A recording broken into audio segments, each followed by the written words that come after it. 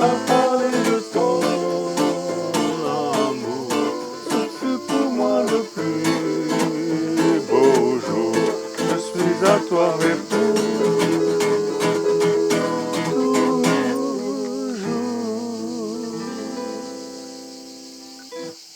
merci les musiciens, merci beaucoup. Dieu vous bénisse. Et puis bonjour à ceux qui nous rejoignent sur Internet.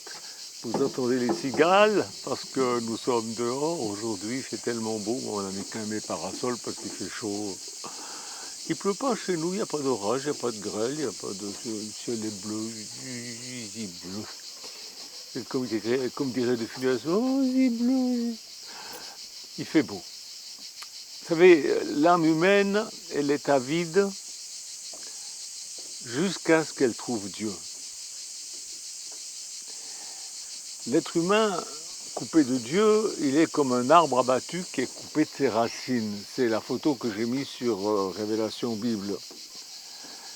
Celui qui est branché sur Dieu, eh bien, il est constamment nourri par l'Esprit de Dieu, c'est-à-dire la sève qui monte en lui.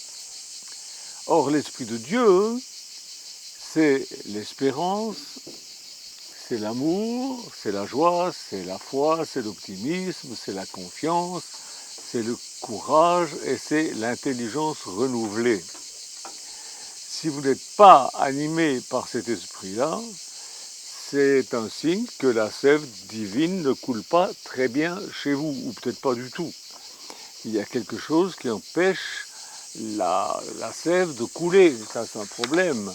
Ça peut être un péché qui bloque, mais ça peut être un manque de communion personnelle avec Dieu, ça peut être un manque de vie de prière, ça peut être une mauvaise connaissance des Écritures, ça peut être de la fatigue, ça peut être de mauvaise compagnie aussi. Hein. On fréquente des gens qui sont pas, qui nous traînent vers le bas.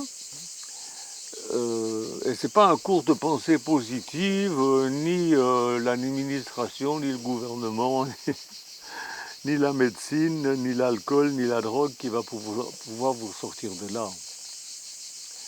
Il y a des gens qui se bourrent de cachet pour être un petit peu mieux. Mais... Votre être, votre âme a besoin d'un remède spirituel. C'est spirituel. Écoutez-moi bien, je veux que vous sachiez que si vous avez un problème, Dieu, il a la solution. C'est véritablement vrai. En ce moment, la France, et le monde en général, baigne dans une ambiance de tristesse, de morosité. Et les gens doivent prendre conscience qu'ils ont perdu. C'est ça le problème. Prendre conscience qu'ils sont coupés de la source d'inspiration. C'est ça le problème.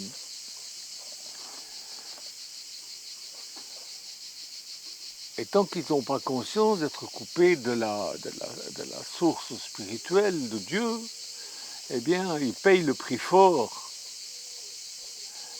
Le monde actuel vit comme le fils prodigue de la parabole, c'est-à-dire dans une porcherie, mais vraiment dans une porcherie. Il y a des porcheries plus belles que d'autres, mais franchement, il y a beaucoup de misère.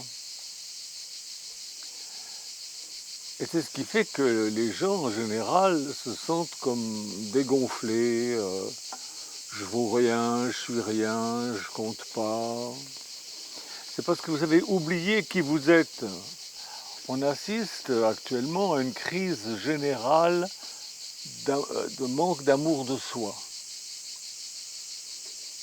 Rappelez-vous qui vous êtes. Vous êtes un enfant de Dieu, n'oubliez pas ça. Découvrez votre héritage divin. Vous êtes membre de la famille royale depuis que vous avez reçu Jésus-Christ dans votre vie. Et vous devenez membre de la famille de Dieu. Vous n'êtes pas une âme égarée. Si vous vous égarez dans vos pensées ou si vous vous laissez entraîner par des mauvaises compagnies, c'est sûr que vous allez vous couper de vos racines, mais il faut choisir dans votre vie ce que vous voulez. Si vous ne vous sentez pas bien dans votre vie chrétienne, c'est pas la faute de Dieu. Dieu dit l'apôtre Paul dit, c'est vous qui vous retirez, c'est pas Dieu qui vous vire, il vire jamais personne. Vos péchés sont pardonnés, et vous pouvez choisir de nouveaux amis. Moi, quand je me suis converti, j'ai choisi des nouveaux amis. Je voulais continuer à fréquenter mes amis d'autrefois, mais c'était pas possible. Pourquoi? Parce que avant ma conversion, on faisait plein de bêtises, et puis eux, ils comprenaient pas que j'étais converti et que je voulais plus les faire. Alors on a parlé longtemps, mais il n'y avait rien à faire, ils ne voulaient pas, donc pardon, mais je les ai laissés tomber. C'était un petit peu difficile, mais qu'est-ce que vous voulez? Je me suis fait des nouveaux amis. Laissez ceux qui vous traînent vers le bas. C'est pas par manque d'amour, c'est par amour pour l'amour de soi. Sinon c'est vous qui allez dégringoler. C'est ça que vous voulez? Il y a des gens qui ne veulent pas votre bien. Ils vous font des sourires comme ça, mais ils ne veulent pas votre bien. Il y en a qui n'ont même pas conscience. Ils n'ont même pas conscience qu'ils ne veulent pas votre bien. Ils ne veulent pas votre bien parce qu'ils ne savent même pas eux-mêmes. Ils sont complètement déconnectés. Ils savent pas. Ça vous sera facile d'identifier qui sont ces gens-là avec la lumière du Saint-Esprit.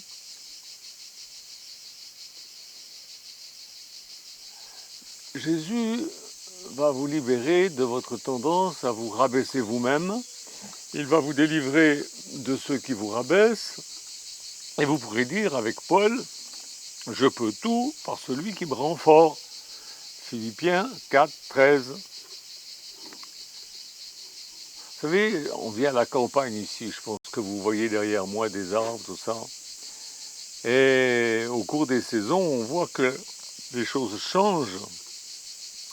En automne, les feuilles mortes tombent, mais pas toutes. Il y en a quelques-unes qui restent accrochées, quoique mortes. Mais on ne se prend pas la tête en disant mais quelle horreur, mais qu'est-ce que ça va devenir, c'est épouvantable. Non.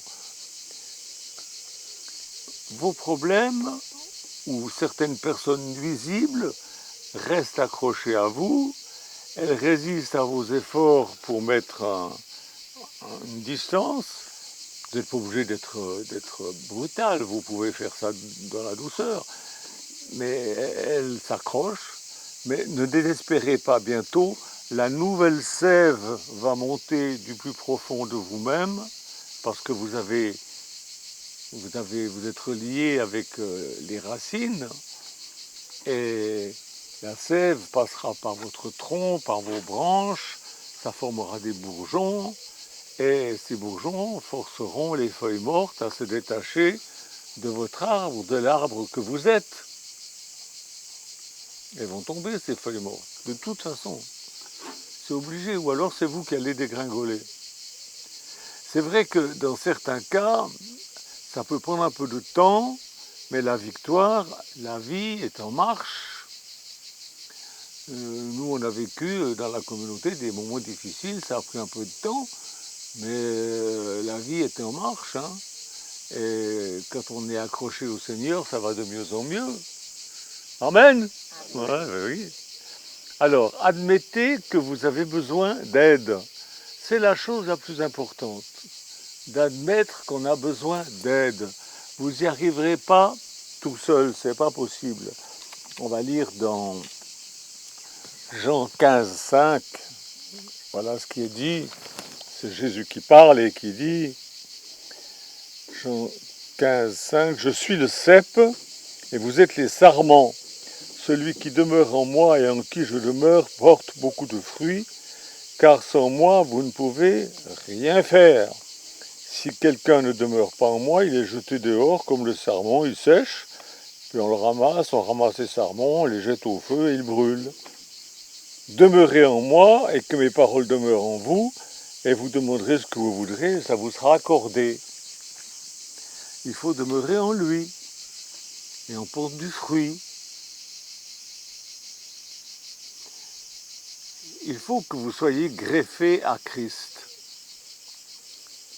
Il faut que vous soyez comme le fils prodigue, que vous soyez assez humble pour reconnaître qu'il y a à la maison votre Père Céleste capable de vous aider. Dieu, votre Papa Céleste, croit en vous. Il peut et il veut changer votre vie. Tout ce qu'il vous demande, c'est que vous reconnaissiez que vous avez besoin de son aide, parce qu'il ne va pas vous forcer. Dieu ne force personne. Il veut que vous acceptiez l'aide qu'il veut vous apporter. L'aide qu'il veut vous apporter, elle peut être des fois un petit peu... on n'aime pas toujours ses idées, mais il y a beaucoup de fils qui se rebellent contre leur père parce qu'ils n'aiment pas les idées du père, mais les idées de Dieu sont toujours bonnes, même si elles paraissent un peu contraignantes au départ.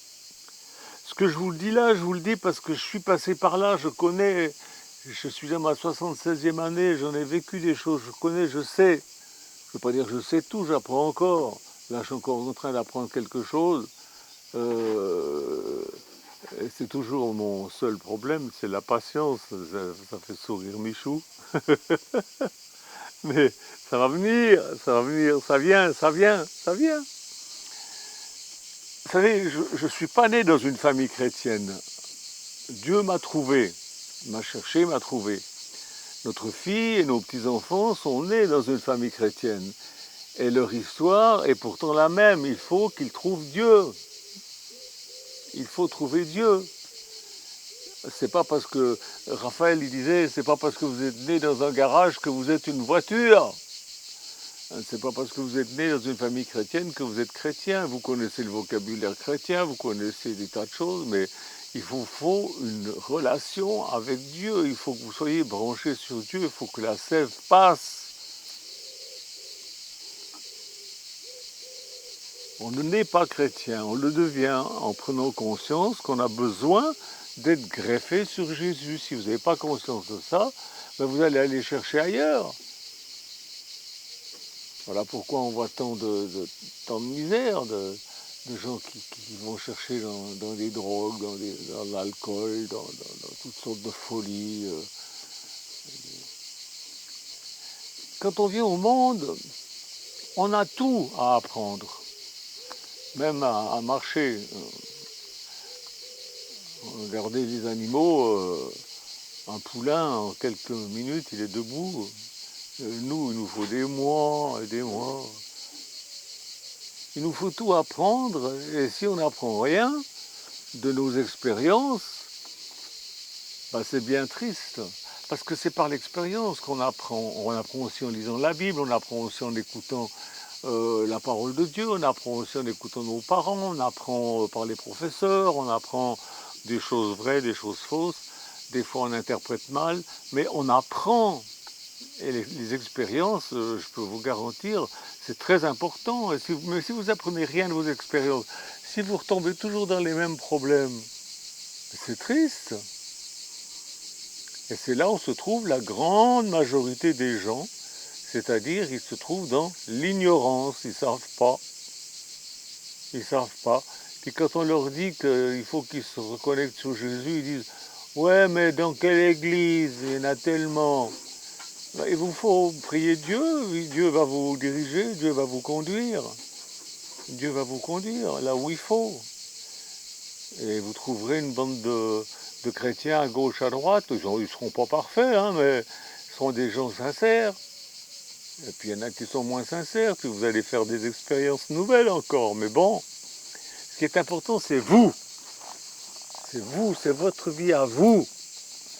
Il faut que vous soyez branchés, vous, pour porter du fruit vous-même, pour pouvoir être productif pour les autres. Alors, ils sont dans l'ignorance, ils sont coupés de leurs racines, ils ne savent même pas. Ils ont l'air vivants, mais ils sont morts. Bon, il y en a, on voit déjà qu'ils sont morts. Hein. Mais bon, ayez conscience de votre réel besoin d'être attaché à vos racines, à Dieu. Ayez conscience et soyez assez humble, comme le fils prodigue qui était parti de la maison, puis qui vivait dans une porcherie. Il a pris conscience. Alors, on n'attendait quand même pas trop longtemps pour prendre conscience. N'attendez pas de vivre dans une porcherie. Prenez conscience que vous avez besoin de Dieu et acceptez ces conditions. Elles sont toujours bonnes, même si elles peuvent vous paraître contraignantes au départ. Que Dieu vous bénisse. Amen. Au revoir. Bon dimanche. Si peu de choses pour embellir la vie, un sourire, une rose, simplement un ami. Il faut si peu de choses pour que le ciel soit bleu. Il suffit que Dieu pose un bleuet dans les cieux. C'est vrai, j'ai tant pleuré, Mon Dieu, mais tu as essuyé mes yeux, et j'ai compris que mon destin est dans ta main. Tu m'as parlé de ton amour, ce fut pour moi le plus beau jour. Je suis à toi, mes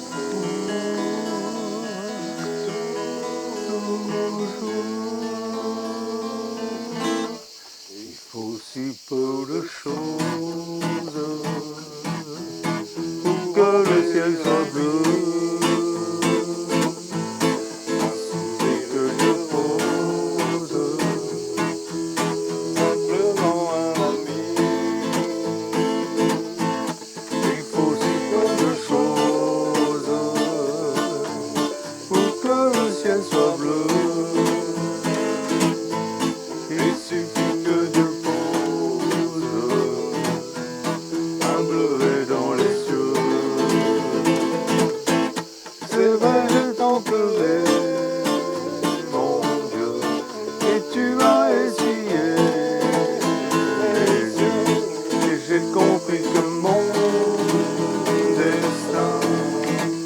Dans ta main, tu m'as parlé de ton amour, ce fut pour moi le plus beau jour. Je suis à toi, mes